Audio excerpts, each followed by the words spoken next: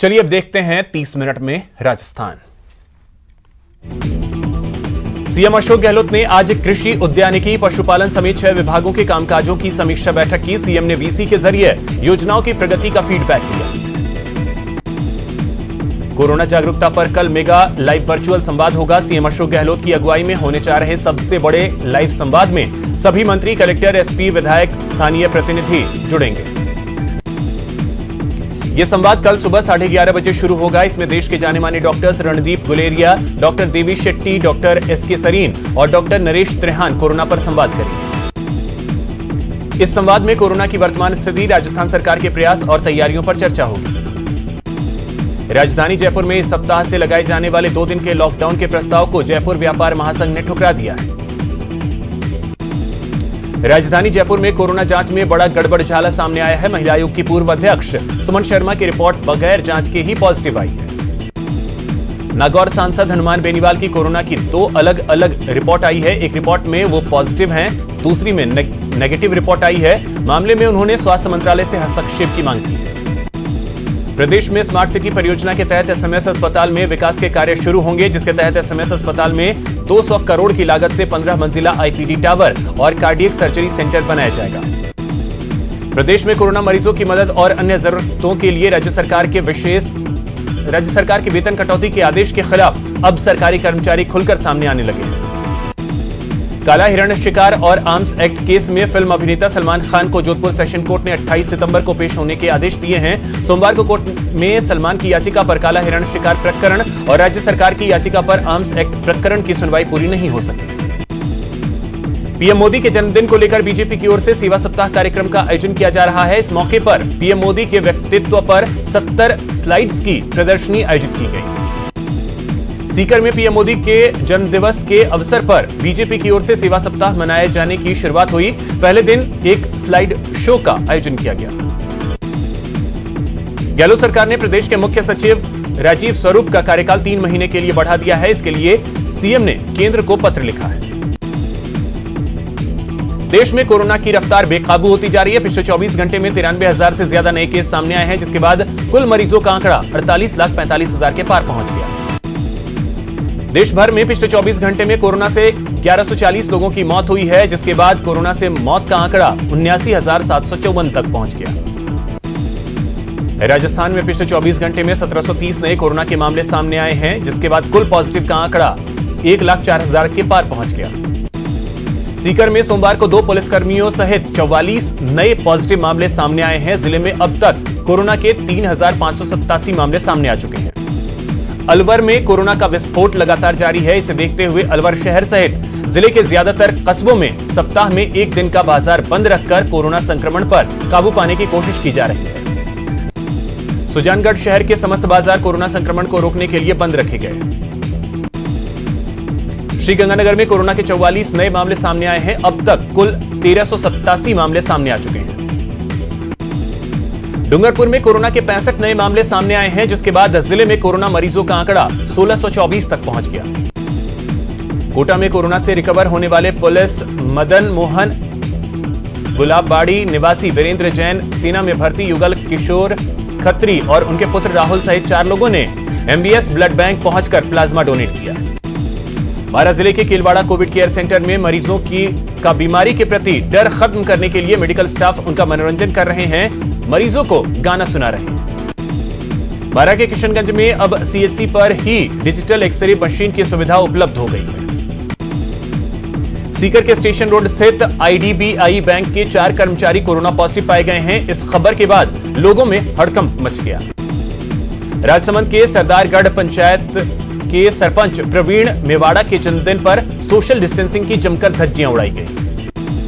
Jaipur police ने cricket पर सट्टा लगाते हुए नेटवर्क का खुलासा किया है। इस दौरान 9 आरोपियों को गिरफ्तार किया गया।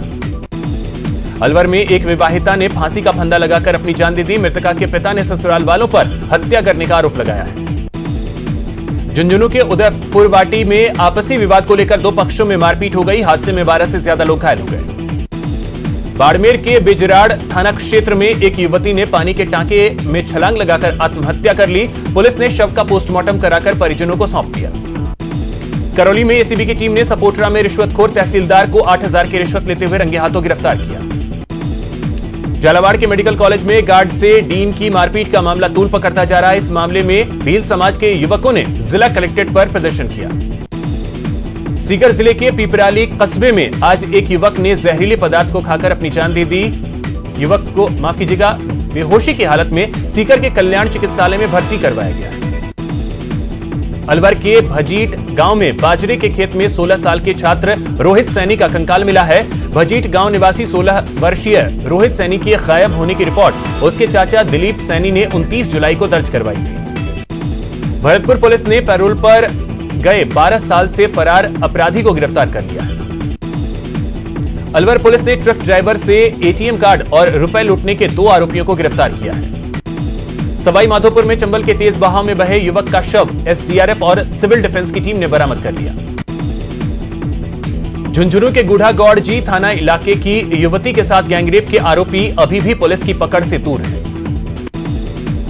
डूंगरपुर की बिछीवाड़ा पुलिस ने 25 लाख की अवैध शराब जब्त की है। झुंझुनू के पचेरी कला गांव में आज सुबह एक शव कुएं में मिलने से सनसनी फैल गई। बाड़मेर में पुलिस ने बड़ी कार्रवाई की है। पुलिस ने कार्रवाई करते हुए सरस दूध के पार्लर से नशे के कारोबार करने वाले को गिरफ्तार किया है। बाड़मेर जिले में खेत में भेड़ बकरी चराते हुए एक बुजुर्ग पर उसके ही रिश्तेदारों ने लाठियों से हमला कर दिया, जिससे इलाज के दौरान उसकी मौत हो गई। जयपुर के शिवदासपुरा में डबल मर्डर से सनसनी फैल गई। अपराधियों ने मां बेटी की गला रेतकर हत्या कर दी। घर में ही दोनों खून से लथपथ मिले। कोटा के पास कार और बाइक की टक्कर हो गई, जिसमें 7 लोग घायल हो गए। जैसलमेर के पोखरण थाने में जमीन विवाद के चलते एक युवक ने आत्मदाह की कोशिश की। बताया जाता है कि युवक ने पेट्रोल डालकर खुद को आग के हवाले कर लिया। पुलिसकर्मियों ने युवक को अस्पताल में भर्ती करवाया, जहां इलाज के दौरान उसकी मौत हो गई। उदयपुर में बैंक में 2 लोगों ने एक सेल्समैन पर चाकू से हमला कर दिया। बताया जाता है कि सेल्समैन बैंक में पैसा जमा कराने आया था। श्रीगंगानगर में 2 गुटों में हिंसक झड़प हो गई। झड़प में फायरिंग के दौरान एक युवक की मौत हो गई। सवाई माधोपुर में 2 पक्षों में खूनी झड़प हो गई। पानी की पाइप निकालने को लेकर यह झड़प हुई। जयपुर में पुलिस ने क्रिकेट मैच पर सट्टा लगाने वालों पर दबिश दी और अंतर्राज्यीय गिरोह का पर्दाफाश किया है। भरतपुर में खनिज विभाग ने अवैध खनन के खिलाफ बड़ी कार्रवाई को अंजाम दिया है। विभाग ने करीब आधा दर्जन वाहन जब्त किए। एमडीएस यूनिवर्सिटी कुलपति घूसकांड मामले में आज एसीबी की टीम ने आरोपी दलाल रणजीत की रिमांड अवधि पूरी होने पर एक बार फिर उसे कोर्ट में पेश किया, जहां से 1 दिन के लिए और रिमांड पर उसे भेजा गया। बीकानेर के जामसर थाना इलाके में सड़क हादसे में पूर्व देहात बीजेपी जिलाध्यक्ष सहीराम दुसाद की मौत हो गई। चिटफंड कंपनी के जरिए लाखों रुपए की ठगी करने के आरोपी और 5,000 के इनामी बदमाश को करौली पुलिस ने मध्य प्रदेश के महू से गिरफ्तार किया। अजमेर की कोतवाली पुलिस ने चोरी की मोटरसाइकिल के साथ 2 चोरों को गिरफ्तार किया है। कोटा के कुन्हाड़ी पुलिस ने बड़ी कार्रवाई करते हुए युवकों को चोरी की मोटरसाइकिल के साथ गिरफ्तार किया। बारा के छबड़ा में पुलिस ने गश्त के दौरान अवैध देसी कट्टा के साथ अपराधी को गिरफ्तार किया है। अलवर के बानसूर थाना क्षेत्र के बड़ा गांव में पहाड़ों में अवैध खनन जारी है। बावजूद इसके पुलिस, खनिज विभाग और फॉरेस्ट विभाग कोई कार्रवाई नहीं कर रहा। उदयपुर में सुखेर थाना इलाके में ड्यूटी के दौरान एक होमगार्ड जवान की सड़क हादसे में मौत हो गई। राजसमंद के भील बैरी में झील में डूबे युवक का शव मिल गया है। सिविल डिफेंस की टीम ने 5 घंटे की मशक्कत के बाद शव को बाहर निकाला। चूरू के राजगढ़ में एक महिला को खेत में काम करते वक्त सांप ने काट लिया। गंभीर हालत में महिला का इलाज चल रहा है। झुंझुनू के नवलगढ़ में जमीन विवाद में कार्रवाई की मांग को लेकर बदराना जोहड़ बचाओ अभियान संघर्ष समिति की ओर से रैली निकाली गई। भरतपुर में पुलिस प्रशासन के विरोध में व्यापारियों ने विरोध प्रदर्शन किया।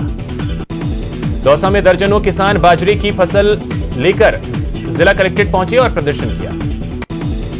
सीकर में विधि महाविद्यालय के छात्रों ने परीक्षा करवाने के विरोध करते हुए कलेक्ट्रेट पर प्रदर्शन किया। कोटा में किसान संयुक्त संगठन ने आज केंद्र सरकार के खिलाफ प्रदर्शन किया। किसान संयुक्त संगठन ने भामाशाह अनाज मंडी में 3 घंटे तक धरना प्रदर्शन किया। श्रीगंगानगर के सूरजगढ़ में अपनी 6 सूत्री मांगों को लेकर सूरजगढ़ बचाओ संघर्ष समिति का धरना 67वें दिन भी जारी रहा।